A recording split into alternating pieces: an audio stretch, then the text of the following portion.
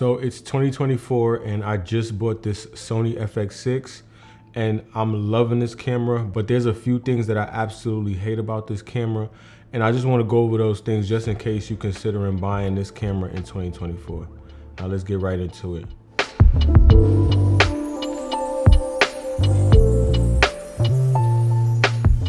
So the first thing I absolutely hate about this camera is this top handle.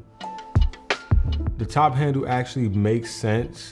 It's a lot of functionality with this handle, but I just feel like they missed the mark on what could have been a really good handle. I know they tried to keep the weight down, but it's made out of a plastic, and I would prefer it to be like a full, even if it was aluminum, just like a real robust handle. And another complaint about the handle is the audio. Now, there's a million videos talking about how the audio in the top handle is the only way to actually get audio into the camera because there's no 3.5mm mic jack. However, this little port on the handle is a proprietary connection between the handle and the camera.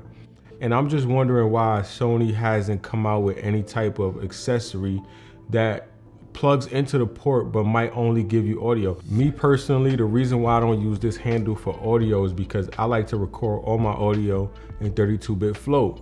And I record most of my audio with the Zoom F3, and I have to mount it on this camera anyway. It would be nice if there was some type of accessory that can plug into the top handle port that might only have audio inputs, or a 32-bit float small audio device that plugs into the port and it can mount somewhere on the side of your camera. I'm just confused as to why it's been about 3 years and there's no other accessories that are made that can actually plug into the port. And it's the same thing with the screen for the FX6. This other port on the other side of the camera, I feel like there's no reason why Sony doesn't allow other manufacturers to make monitors that plug directly into this. Or, I mean, at the very least, have this, this viewfinder port to convert to HDMI or SDI. You know, it's just unfortunate that you have to go with Sony's monitor to use this port. It's so many other manufacturers.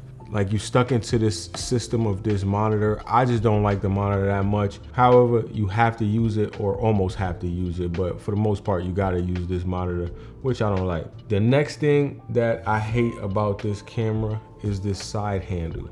Don't get me wrong, the side handle is real convenient. It's amazing actually, but it's just a little play in the handle. Like, you can hear that.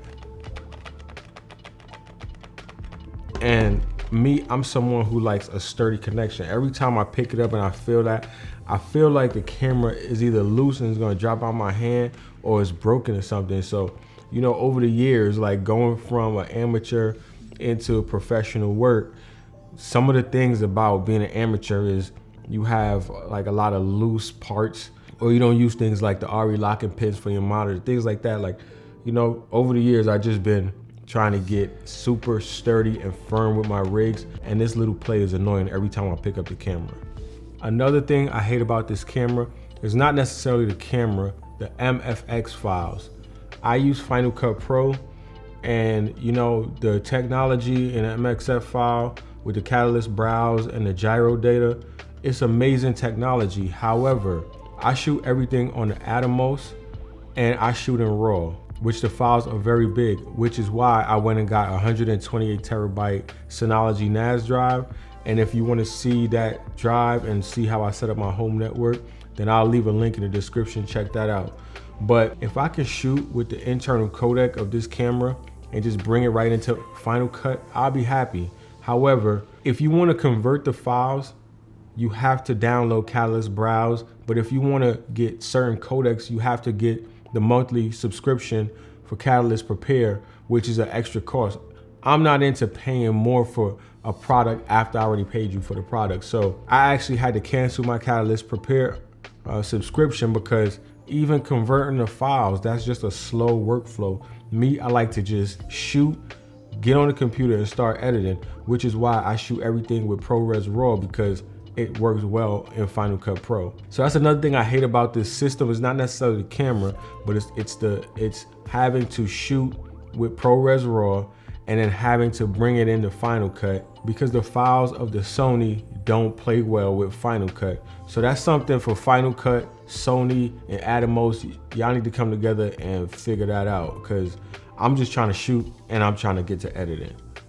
Another thing about the files, Sony, if you aren't going to play well with Apple and Final Cut Pro, at least allow us to get the gyroscope data that's in the metadata of the MFX files into the ProRes files, so that when we shoot on ProRes RAW, we can also bring that into Catalyst Browse to get that smooth stabilization that you get with the internal codecs of this camera.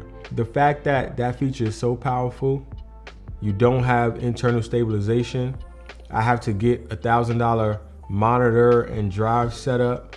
I have to have bigger files. And with all that extra investment, I don't get the benefits of that gyro data with Catalyst Browse.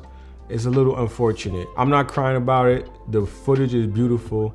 The handheld still looks really good, but to have that gyro data with the Catalyst Browse would be amazing.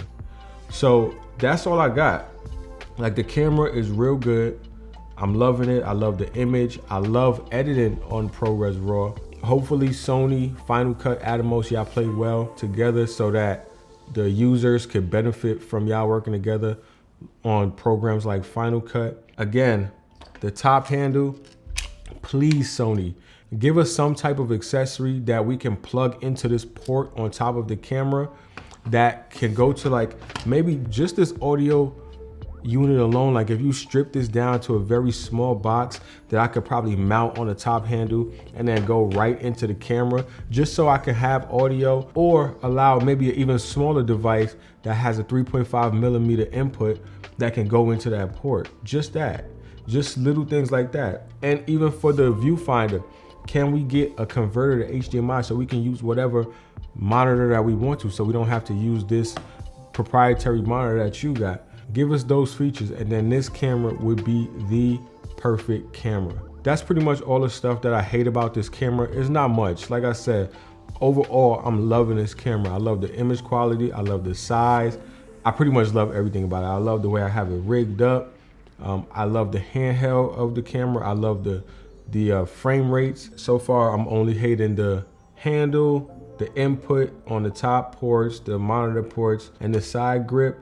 If you do own an FX6 and there's some things that I missed that you hate about it, put it in the description. Let's talk about it. If this video helped you in any kind of way, hit the like button, hit the subscribe button for more content like this. Share the video. I would really appreciate it. And until then, I will see you in the next video.